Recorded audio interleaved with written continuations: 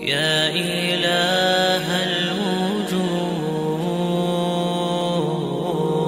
قد سئمت القيود كبلتني ذنوب ومللت الخطوب أنت رب رحيم. أعوذ بالله من الشيطان الرجيم. بسم الله الرحمن الرحيم. Hammamizning o'z hayotimizda qilgan va ba'zilarimizning ixcha davom qilib kelayotgan gunohlarimiz mavjud. Bu gunohlarimizning hech birida Allohga uzr etolmaymiz. Chunki Alloh gunoh qilmaslikda bizga tanlash ixtiyorligini bergan. Undaq bo'lsa, biz gunohlardan qurtula olamiz va bu gunohlarni terk etish uchun va yoki bu gunohlardan qutulish uchun mustahkam bir iroda bormi? Aslida bilinish kerak bo'lgan muhim nuqta bu. Bularning javobini bilishdan burun shu savollarning javobini bilishimiz kerak. Gunoh degan nima? Gunohning turtkilari nima? Bu gunohlardan qanday qutulamiz? Bu tushuncha bilan Qur'on Karimga qarasak, Alloh taolaning shundoq bir o'qitishni bayon qilganligini ko'ramiz. An'am surasi 113-oyat. Gunoh qilishning oxirgi bosqichida Alloh taolo "Ala yaftariqu ma hum muftariqun" qilgan nachar ishlarni davom qilish uchun deb ma'no beramiz. Ammo oyatning ichindagi liyaftariqu kalimasiga qaragan vaqtimizda arabchada iqtirof kalimasining ma'nosi qaqoch bog'lagan bir yaraning qanishi va yoki kesilmagan bir yog'ochning qo'ziqining so'yilishidan iborat iki ma'noni bildirdi. Her iki ma'no insonni azoblaydigan, ko'nglini yerim qiladigan bir mohiyatga ega. Bu iki ma'noga qiyoslagan vaqtimizda inson gunoh qilgan vaqtda xuddiki tabiatimizning yarısini qanatgandek, qalbimizni zidlagandek bo'ladi. Bu vaqtda gunoh Allohning ato qilgan ne'matlarga shukrini ado qilmaslikning azobini tortayotgan bir musulmonning o'zining yarısini qanatishi deganlikdir. Bu nazariya bilan Qur'onga qaragan vaqtimizda gunoh qalbning yarasining zidlanishi, u qalbning yarasining qanishi deganlik. Har bir gunoh qalbga itilgan o'q deganlikdir. Har bir gunoh qalbning ustidagi terining yiritilishi deganlikdir.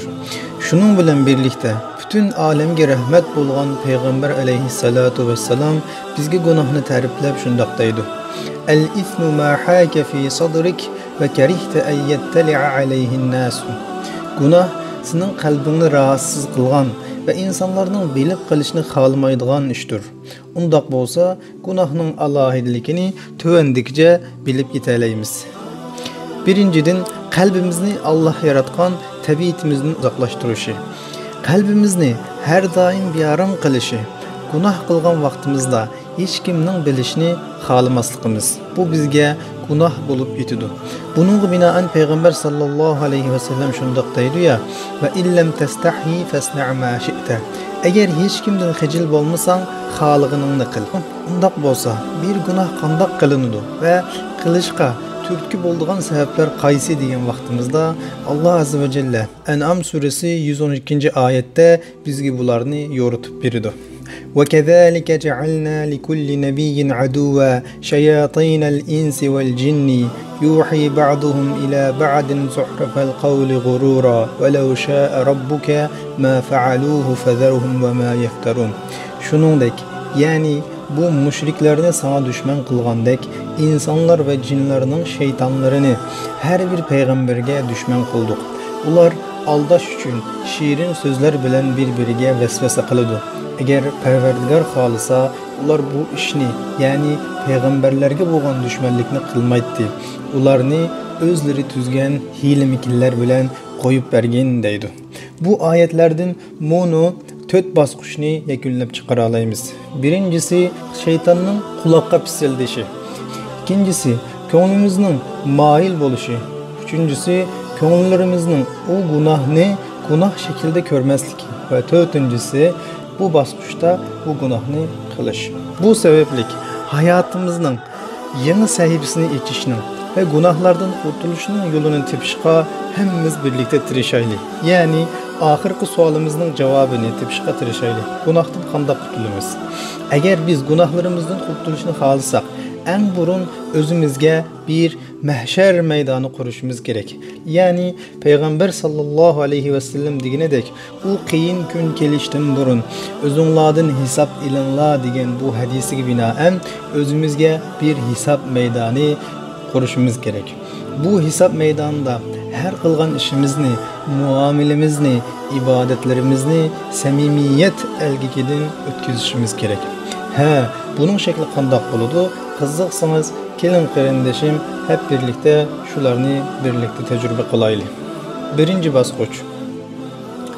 Qibliga yuzlanib turib bizni yaratgan ve bergen nimetlerge shukr qilib bo'lolmagudek darajada ko'p ne'mat ato qilgan Rabbga yaqin bo'ladigan amalni qilish, ya'ni sajda qilish. Ammo bu sajdani namozda emas, Allah farz qilgan ibodatda emas, o'z ishingizdan kelgan Allahqa, yaratquchingizga muhtojligingizni, ojizligingizni his qilgan u ruhiyatingiz bilan nafil ibodat bilan bo'lgan bir secde bolsun ki biz Allah'a, ya Rabbim biz özümüz halip keldik.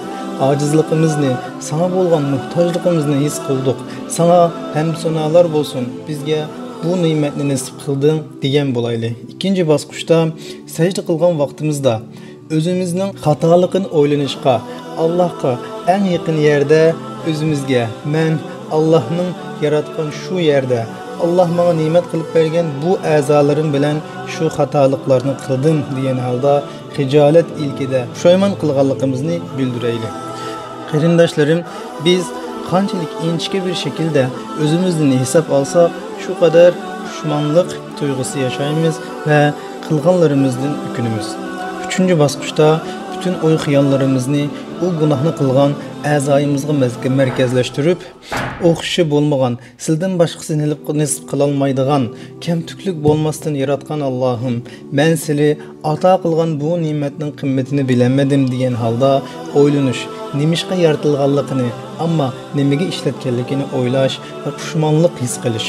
4-bosqichda hamma ishimizni, holimizni Allohga bildirgandan keyin Allah'ın merhamet ve mağfiret sübutiga bo'lgan ishonch bilan yig'lash ve pushayman qilish. Çünkü o bizni yaratdi, bizga ne'matlar nasib qildi, mükemmel bir sistem bilan yer yüzünü, osmonni, bedenimizni, ko'zimizni, bütün alemni, biladigan, bilmaydigan bütün alemni o yaratdi. Ama biz ularning qimmatini bilenmedik ya Rabbi degan bu his tuyg'ularimizni içimizden Allah Azze ve Celle'ye güldürgen halette, yaşagan halette bütün kainatın sahibi olan Allah'a inşallah bizden hatalıkımızı kabul kılıdı degen bir his duygu bilen dua kılsak inşallah bütün alemlerinin perverdigarı olan Allah Azze ve Celle bizden günahımızı inşallah mağfiret kılıdı. Çünkü bu hakta Peygamber sallallahu aleyhi ve sellem deydi ki kullu ibn Adam hatta'un ve hayrul hatta'inat tevvabun. İnsanlar elbette hatalık işleydi. Ama hatalık işleyenlerinin en yaxşısı Allah katında en yaxşı bolduğunu o Allah'a tövbe kılgınıdır de Peygamber sallallahu aleyhi ve sellem haber verdi. Bu sebeplik hürmetli qarindaşlarım, bugünküdek ölümnün yaqinligini his qilgan bu vaqtda Allah'a tövbe qilayli, Allah'a qaytayli, Allah üçün yığılayli, Allah'a yalvarayli ki kıyamet günü Allah'ın karşısına tövbe kılganlardan bulup çıkaylı. Allah hemmemizge salametlik ve hatırcemlik nasip olsun, sabniyet, ihlas nasip olsun inşallah. Esselamu aleyküm ve rahmetullahi ve berekatuhu.